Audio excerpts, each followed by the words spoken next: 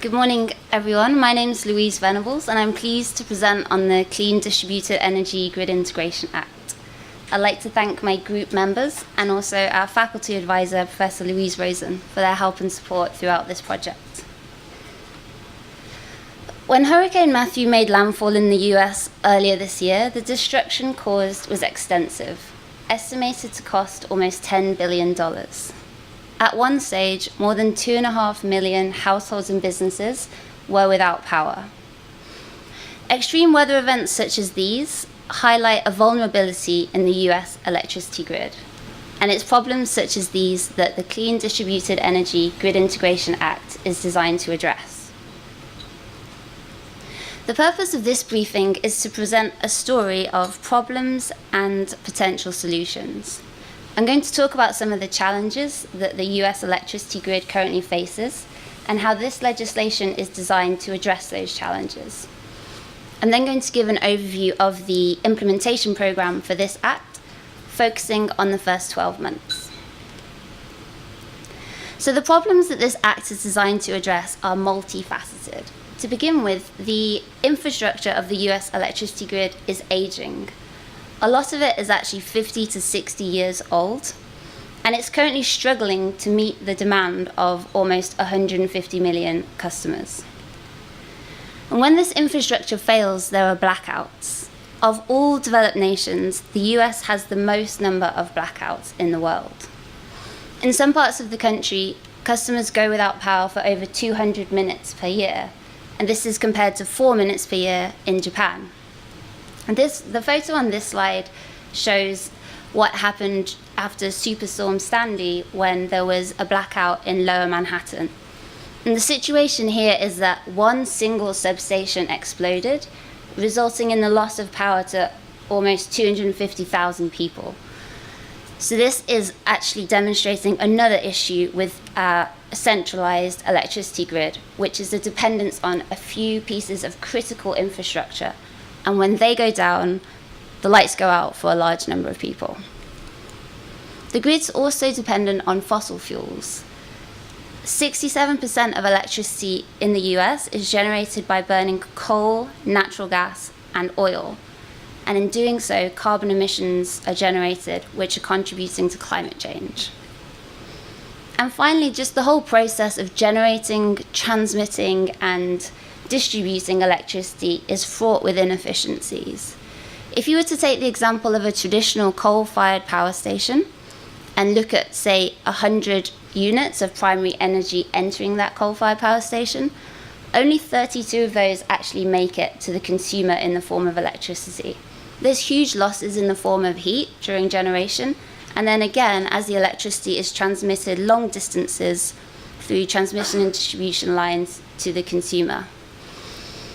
So you could look at these four challenges that I've just talked about and be somewhat overwhelmed by the scale of the challenge facing the US electricity grid. Or, like the sponsors of this act, you could see a huge opportunity for improvement.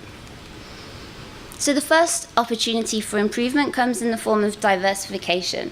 We're too dependent on fossil fuels.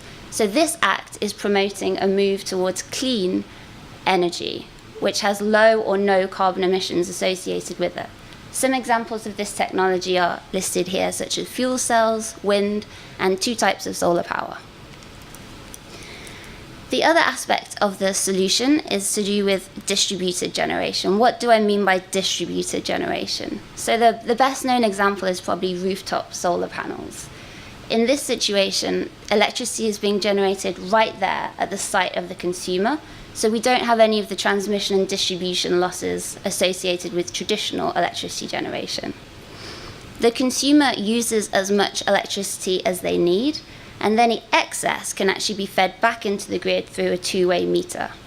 So this can generate revenue for the consumer, but it also critically adds resiliency, because if something happens on the main grid, this consumer still has electricity generation from their solar panels. So with this diversification and this move towards distributed generation, we can see that this act is really proposing a transformative solution that disrupts our traditional way of consuming electricity. But how is it going to do this? So I want to make clear here that this Act is not proposing a single turnkey solution to all of the issues that I've just talked about. It has neither the budget or the remit to do this. Instead, it focuses on research and development as a way to promote the integration of clean distributed energy. The Act has 5 key provisions. So to start, to build the foundation, there's going to be a study into the current status of the integration of clean distributed energy into the grid, looking at the barriers that are preventing its further deployment. There's going to be specific funding into research about how to overcome the technical, engineering type barriers that are preventing integration. And a stakeholder working group will be established to look at how to overcome legislative and economic barriers to integration.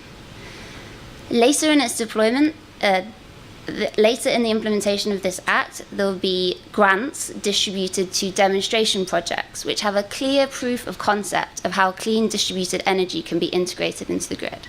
And all the while, the Secretary of Energy will be reporting to Congress with recommendations for any legislation that's required to enhance the deployment of clean distributed energy. So with these legislative provisions in mind, I'd like to talk a little bit about an implementation plan for this Act. It's going to be administered by the Department of Energy, excuse me, and specifically within the department, it's the Office of Energy Efficiency and Renewable Energy.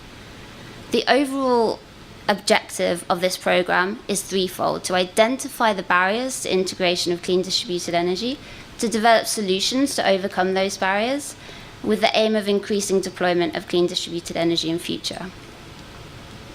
In the first 12 months, there's going to be 3 main work streams: a status report, a primary research grant, and a stakeholder working group, which I'll talk about in a little more detail shortly. In terms of cost, the budget for the first year is $7.2 million, and this pie chart shows that the vast majority of that funding is going to be directed towards grants, so there's the primary research grants, and contracting, and that's the hiring of external consultants to help write the status report. So going into a little bit more detail on these 3 work streams, what I want to really emphasize here is the interconnected relationship of the 3 work streams. So there's 2 sides of the problem. There's identifying barriers, what's stopping the deployment of clean distributed energy, and then there's looking at how to overcome those barriers. So the status report is identifying technical and regulatory barriers, and the findings from that report inform how research grants will be allocated to address technical barriers.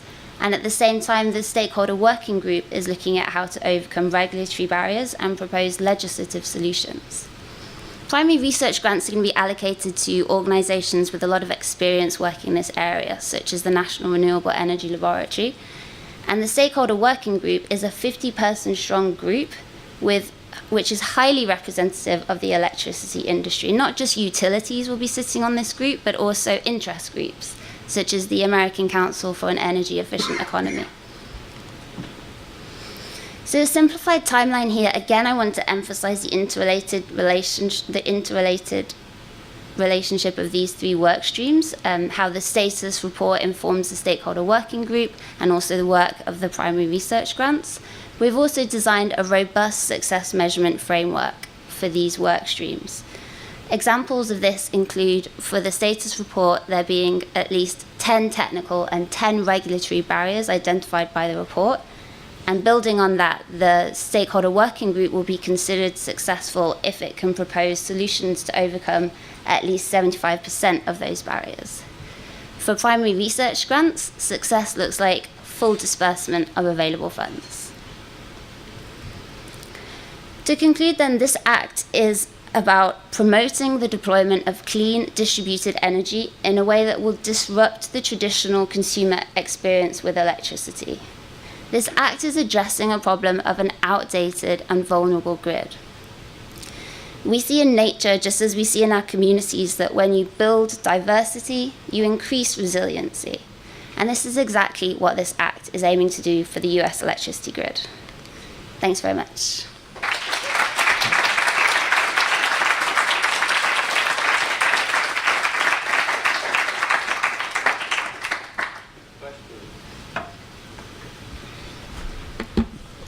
Thank you, Louise, for that presentation. You mentioned that the efficiency translates from 100 to a 32 megawatt translation in a traditional grid system. Could you talk a little bit more about renewable energy and their efficiencies? That's a good question, Uma. So you're absolutely right, I think, in what you're getting at with this question, in that renewable energy technology is less efficient at converting primary energy into electricity. But the reason that this matters a lot less here is that there's no carbon emissions associated with these renewable energy technologies. So whilst you have coal, which is generating a lot of carbon emissions and is also inefficient, solar's less efficient. Say it only operates at like 18 to 23% efficiency, but there's none of the carbon emissions arising, which are damaging for climate change. Other questions?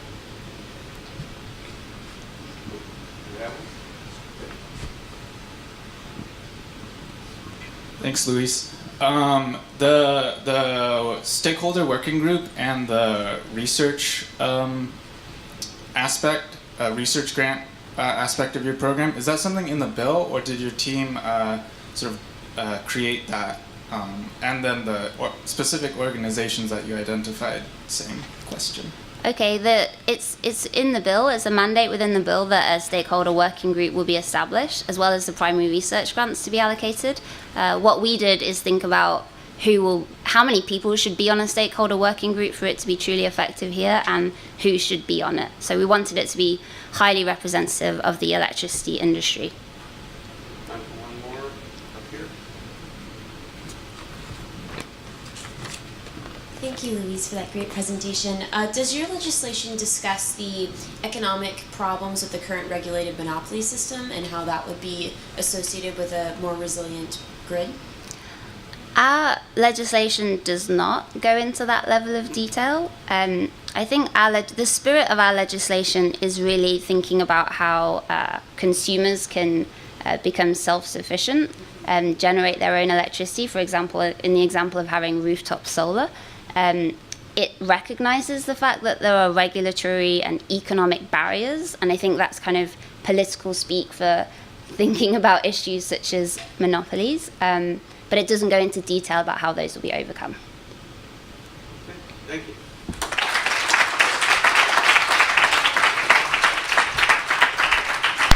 This issue of the grid, I think, is a very interesting one. And if you're really interested in how the original grid was created, Richard Kaufman gave a talk to our Energy Center, and he talks about how the original Edison company, Thomas Edison, sold the grid door to door, sold electricity door to door when it was first invented, and how they got people to allow it into their homes, which wasn't really at that point considered a necessity. In any event, let's take 5 minutes and we'll talk some more. But anyway, it's on the SEPA website.